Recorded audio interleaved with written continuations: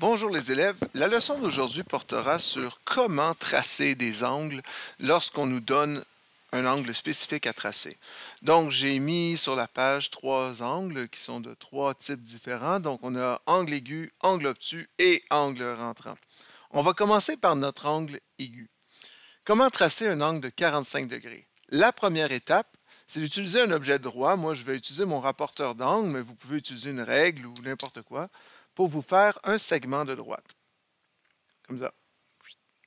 Segment de droite. Lorsque vous avez tracé votre segment de droite, vous allez choisir une des extrémités, ce n'est pas grave laquelle vous choisissez, pour pouvoir placer la croix de votre rapporteur d'angle. Alors, je vais choisir cette extrémité-là. Je vais mettre ma croix et je vais mettre la ligne pour être ma ligne de foi, ma ligne 0. Maintenant, ça veut dire que je vais utiliser l'échelle d'en bas, l'échelle intérieure, pour le faire. Donc 0, 10, 20, 30, 40, 50, 45, c'est entre les deux. Je vais me tracer un point juste en haut ici, à 45. Donc 45 entre les deux, là ici. Ensuite de ça, ce que je vais faire, je vais prendre ma règle ou mon rapporteur d'angle pour relier mon point à mon extrémité que j'ai utilisée pour mesurer. Et je vais faire une ligne. Ici, je peux faire une ligne jusqu'au point, mais ce n'est pas nécessaire. Même si la ligne est plus courte, l'angle ici va être quand même de la même grandeur qui est 45 degrés. Alors, l'angle que j'ai ici, je viens de tracer un angle de 45 degrés. Le point, je peux le laisser là ou l'effacer pour faire plus propre. Voilà, j'en ai plus besoin. J'ai tracé mon angle de 45.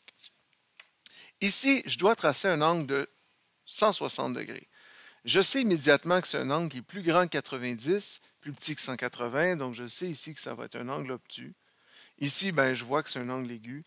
Encore là, c'est toujours bon de se poser la question avant de le tracer, comme ça, lorsqu'on a tracé, si on s'est trompé d'échelle, on va s'en rendre compte assez rapidement. Alors, encore une fois, je vais tracer un segment de droite. Je vais choisir une extrémité. Je vais choisir l'autre extrémité pour le bien de la cause. Alors, on va placer notre croix ici, notre ligne de foi 0, et là, je m'en vais à 160, donc 0, 10, 20, 30, 40, 50, 40. Ah! Qu'est-ce que je fais? Je suis au bout de mon papier, je ne peux pas faire une ligne là. Je vais choisir de prendre mon autre extrémité parce que je veux être capable de tracer.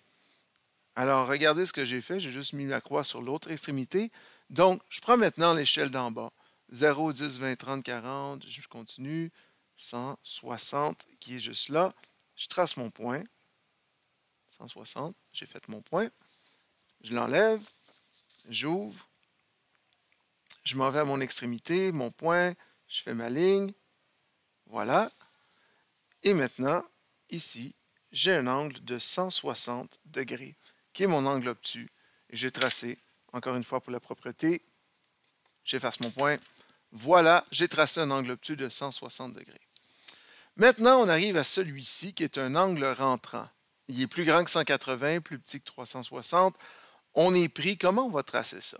Bien, ce qu'on a appris lorsqu'on traçait des angles, c'est la même méthode qu'on peut utiliser ici. Je vais essayer de trouver c'est quoi l'angle intérieur, l'angle que je n'ai pas besoin, qui compléterait mon 360 degrés. Alors, ce que je vais faire 360 degrés moins le 225 degrés que j'ai besoin. Ça me fait combien, ça?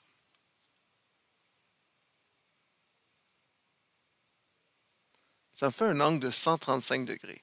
Donc, un angle de 135 plus un angle de 225, ça fait 360. Je vais tracer cet angle-là. Encore une fois, je vais faire mon segment de droite. Là, je vais prendre cette extrémité-là. Je sais que j'ai assez de place. Je place ma ligne de foi, ma croix sur l'extrémité.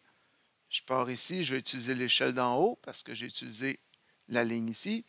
Je m'en vais jusqu'à 135. Je fais mon point. Voilà. Je relie mon point à mon extrémité que j'ai utilisée. Alors, je viens de tracer ici à l'intérieur un angle de 135, mais ce n'est pas l'angle qui m'intéressait. L'angle qui m'intéressait, c'était l'angle qui est de l'autre côté, l'angle restant qui me permettrait de compléter mon cercle. Donc, sur ce côté-là, je sais que j'ai 225 degrés. Alors, j'ai tracé mon angle rentrant ici. J'espère que ça va vous aider à bien tracer vos angles. Pour récapituler ce qui est important. Première étape, on trace un segment de droite. Deuxième étape, choisissez une des extrémités, celle-ci ou celle-là. C'est pas grave. Ensuite de ça, vous placez la croix sur une des extrémités et la ligne devient votre ligne de foi, votre ligne 0, et vous partez avec la bonne échelle pour pouvoir tracer l'angle. Posez-vous toujours la question, est-ce que c'est un angle aigu? Est-ce que c'est un angle obtus? Est-ce que c'est un angle rentrant? Un angle plat? Posez-vous la question avant, ça va beaucoup vous aider si jamais vous vous trompez dans votre échelle.